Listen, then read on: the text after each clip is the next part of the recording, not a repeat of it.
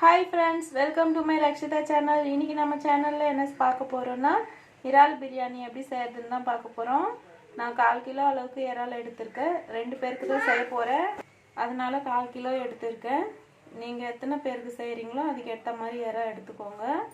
அதுக்கப்புறமா ஒரு பெரிய சைஸ் வெங்காயம், ஒரு பெரிய சைஸ் தக்காளி கட் பண்ணி வச்சுருக்கேன். 2 பச்சை மிளகாய் எடுத்திருக்கேன்.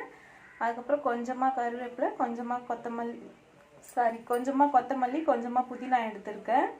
அதுக்கப்புறம் பட்டை, கிராம்பு, ஏலக்காய் எடுத்திருக்கேன். தயிர், இஞ்சி பூண்டு பேஸ்ட் அரைச்சி வச்சுருக்கேன். வாங்க இப்போ எப்படி செய்கிறதுன்னு பார்க்கலாம். இப்போ பாருங்கள், நான் ஸ்டவ் பற்ற வச்சு 2 பேருக்கு பிரியாணி செய்கிற அளவுக்கு ஒரு பாத்திரம் எடுத்து வச்சுருக்கேன். அதில் தேவையான அளவுக்கு எண்ணெய் சேர்த்துருக்கேன். நான் வந்து சன்ஃப்ளவர் ஆயில் தான் சேர்த்துருக்கேன். நீங்களும் அந்த மாதிரி சன்ஃப்ளவர் ஆயில், அந்த மாதிரி ஸ்மெல் எதுவும் வராத எண்ணெயாக சேர்த்துக்கோங்க. இல்லைன்னா அது பிரியாணிக்கு ஒரு ஸ்மெல் கொடுக்கும். கடலை எண்ணெய், நல்லா சேர்த்திங்கன்னா. இப்போ எண்ணெய் நல்லா காஞ்சதுக்கப்புறம் நம்ம எடுத்து வச்சுருக்க பட்டை, கிராம்பு, ஏலக்காயெல்லாம் சேர்த்துக்கலாம். அதுக்கப்புறம் வெங்காயம் சேர்த்துக்கலாம். பட்டை, கிராம்புலாம் வெடிச்சதுக்கப்புறமா வெங்காயம் சேர்த்துக்கோங்க. வெங்காயம் சேர்த்து நல்லா வதக்கிக்கோங்க. அதோடவே நம்ம எடுத்து வச்சுருக்க பச்சை மிளகாய் 2ஐயும் சேர்த்து வதக்கிக்கலாம். வெங்காயம் இந்த அளவுக்கு வதங்கினதும் நாம் எடுத்து வச்சுருக்க கொத்தமல்லி, புதினாவை சேர்த்துக்கலாம். சேர்த்து இதையும் நல்லா வதக்கிக்கலாம்.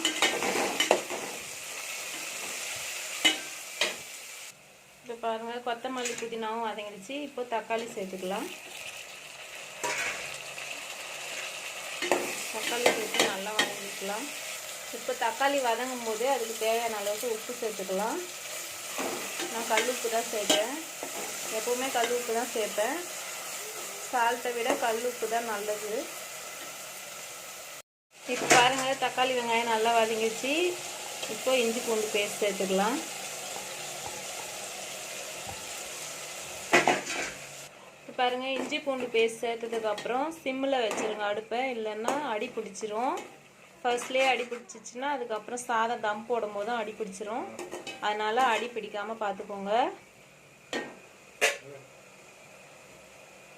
இப்போ பாருங்கள், இஞ்சி பூண்டோட பச்சை வாசனை எல்லாம் போயிடுச்சு. இந்த டைமில் வந்து நம்ம ரெட் சில்லி பவுடர் சேர்த்துக்கலாம். உங்கள் காரத்துக்கு தேவையான அளவுக்கு சேர்த்துக்கோங்க. நான் 1 ஸ்பூன் சேர்த்துருக்கேன். ரெட் சில்லி பவுடர் சேர்த்ததுக்கப்புறம் நம்ம தயிர் சேர்த்துக்கலாம்.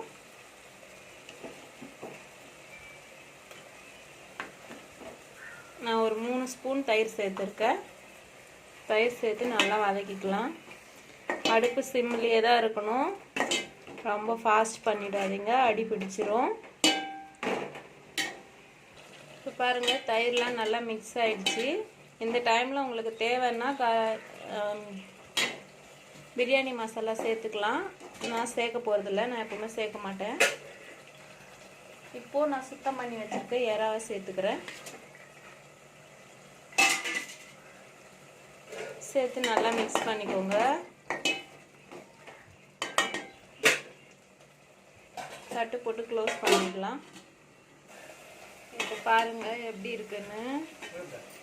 இப்போது நான் 1 கப் அரிசிக்கு 2.5 கப் தண்ணி எடுத்திருக்கேன். நான் வந்து சாப்பாட்டு அரிசி தான் எடுக்கிறேன், அதனால் 2.5 கப் சேர்க்குறேன். நீங்கள் பாஸ்மதி ரைஸ் செய்கிற மாதிரி இருந்தால் 1 கப் அரிசிக்கு 2 கப் தண்ணி சேர்த்துக்கோங்க, சரியாக இருக்கும். இப்போ தண்ணி சேர்த்துக்கலாம்.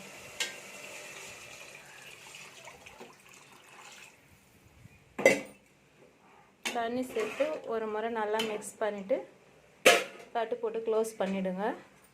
கொதி வரட்டும். இப்போ பாருங்கள், நல்லா கொதிச்சிடுச்சு.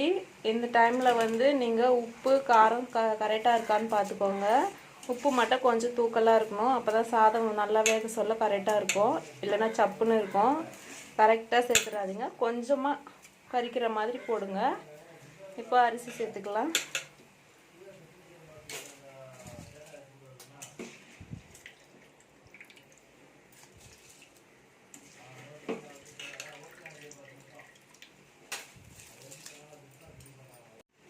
பாருங்கள், நான் நல்லா மிக்ஸ் பண்ணிக்கிட்டேன்.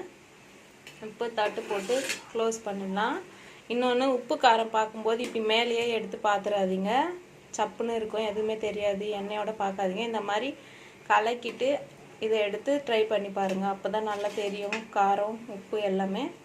எப்பவுமே இந்த மாதிரி எண்ணெயோடு எடுத்து பார்த்தீங்கன்னா சப்புன்னு தான் இருக்கும், எதுவுமே தெரியாது. அப்புறம் உப்பு மிளகாய் அதிகமாக சேர்த்துருவீங்க. ஓகே, இப்போ தட்டு போட்டு க்ளோஸ் பண்ணிடலாம். இப்போ பாருங்கள், அரிசி நல்லா 3/4 பதம் வெந்துடுச்சு. தண்ணியும் லெவலாக இருக்குது அரிசிக்கு மேலே. இப்போ நம்ம சிம்மில் வச்சுட்டு அடுப்பை தம் போட்டுடலாம்.